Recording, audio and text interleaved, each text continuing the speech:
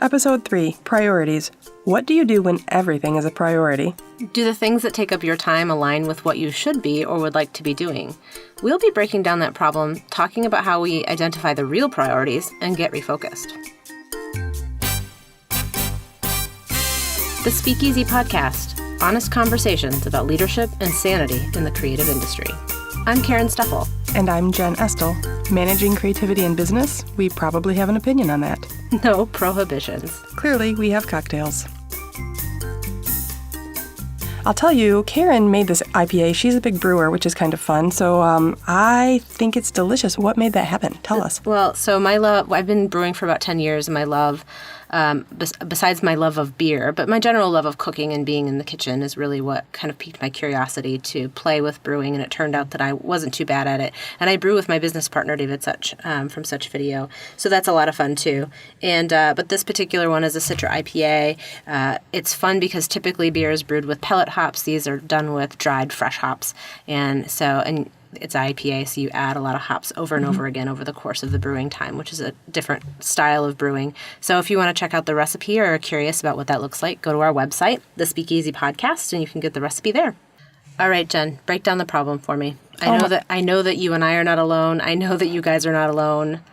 Fires all day long. When I try to make my to-do list, everything starts with number 1. Do you ever do something that's not on your to-do list, then you write it on your to-do list just so you can check it off? Yes, I do. And usually the things that are really my priority aren't actually on my to-do list. Absolutely. And that's the thing for me is that when everything is a priority, I start really feeling like my clarity on all things decreases. I feel it's murky or very muddy because the deal is that a to-do list is very satisfying. At the end of the day, you can say, I accomplished 12 things on my to-do list because those are the quick tasks that get you through your day. It's very satisfying.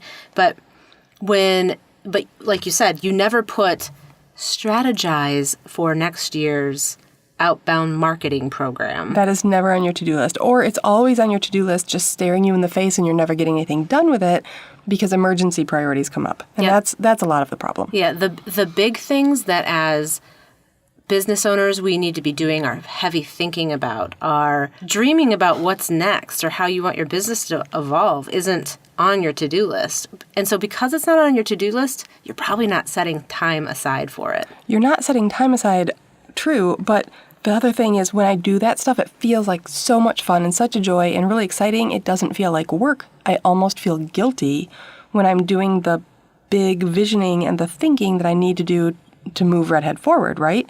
So those big thinking ticket items, those big ticket items are just, they feel like a luxury.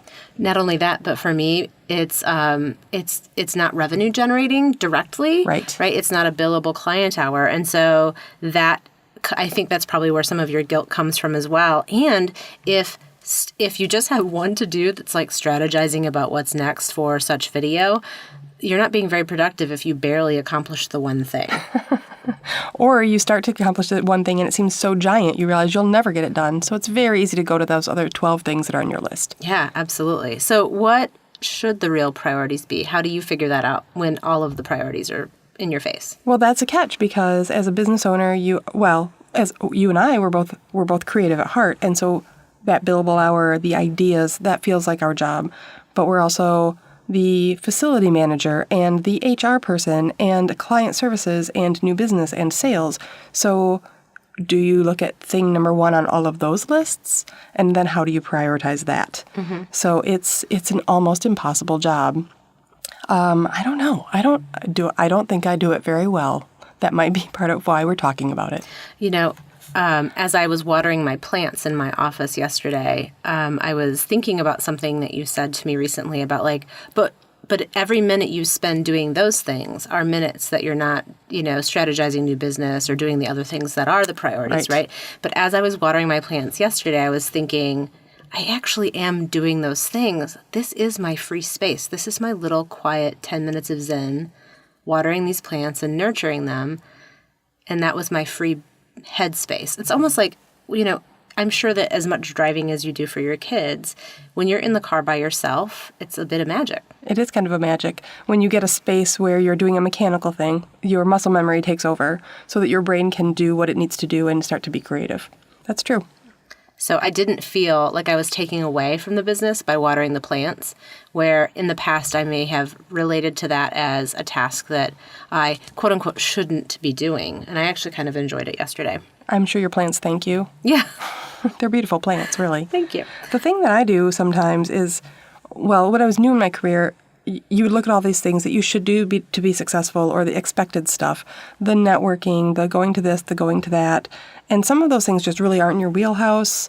And the maturity to give them up and look for the things that you are great at and the things that really resonate and make your heart sing, I think helps you to make your priority list a little stronger. You're right. You do have to give some things up at some point, because when all of the things are the priorities, only a couple things are really going to win and be done well. And so if you have to give up networking at one level so that you have the space to do bigger thinking, right, or marketing or whatever it is, then you might find greater satisfaction in being able to doing the focusing.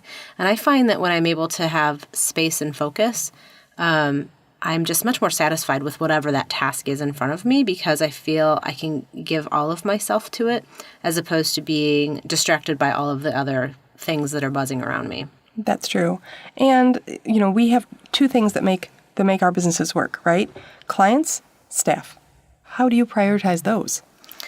Well, I think that they all fall into two different tracks for me. So if there's something that cultivates a relationship or generates revenue, those are the two areas. And staff and clients are both revenue generators, and staff and clients are both relationship centric. So it's always the things that are focused on caring for a relationship, growing a relationship, nurturing a relationship. So that doesn't matter whether a client comes to you with a problem, one of your coworkers comes to you with a problem or a need that they've trusted you to solve, or whether on the revenue side, a task that really is required to complete in order to move the cash flow position forward, right? Or to move growth forward. That's true. Sometimes we prioritize in our business based on billability. So we'll say, what do we want to bill next week? Let's prioritize that.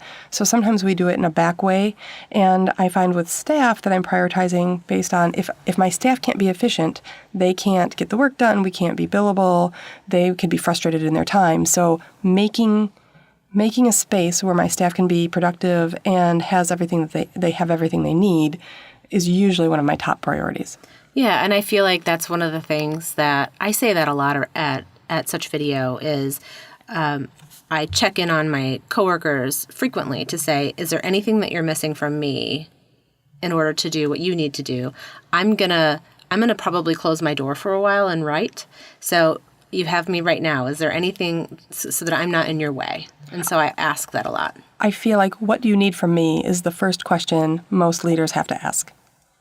Well, and I think both of us are similar in our leadership style, at least at the level of being kind of servant leaders. That's right? True. That is a good point. I don't know. Priorities are hard. They shift on a regular basis, and they all feel important. Well, I think you have to keep your eyes on the prize, right? But you have to invest in your real priorities. And so sometimes, even though I go back to client care and revenue, or I go back to people and revenue, I think the real priority is if I'm really struggling, I take 2 steps back and I think about those core values, or at least my core values. I know our core values have a lot of overlap in our organizations, but I really kind of figure out what serves those. Because at the end of the day, checking 12 things off my to-do list, while satisfying, because you can say, well, 12 things fewer on my to-do list, it's really doing the things that leave you the most satisfied. That's true. And moves the ball forward. That's true. I'd be really curious to hear what you listeners have to say and how you prioritize your days. I'm sure most of you, like us, are responsible for people. You're responsible for good ideas. You probably have families at home that you're juggling. So how do you prioritize? And give us some ideas. We'd love to hear them. Especially when it comes to, we've talked primarily about the priorities, about what happens between the hours of 8 and 5 or 9 and 5. Right. But, we're doing the very same juggling act once we leave our homes, regardless of what our home life feels like or looks like, what that composite is, whether we're have partners or children that we're managing or just shed full of cats. Shed full of cats. I have a feeling this topic might come back up for us. The thing is, though, my IPA is gone, Karen. What will I do? Well, we can certainly pour another. I hope you enjoyed it. That's true. And if priorities are something you struggle with, we'd love to hear from you so that you can let us know how we should talk about that next time. And I feel like my priority is maybe to pour another glass of beer. All right. We'll see you guys at Easy Underground on all the social channels. Have a great time. Thanks. We really want you to join us for our next conversation where we're talking about recognition. Even as I say the word, I get uncomfortable. As leaders, we recognize our teams for success and growth every day, but as individuals, we're less comfortable being on the receiving end. What is that about? I guess we'll have to have that conversation. Talk to you next time.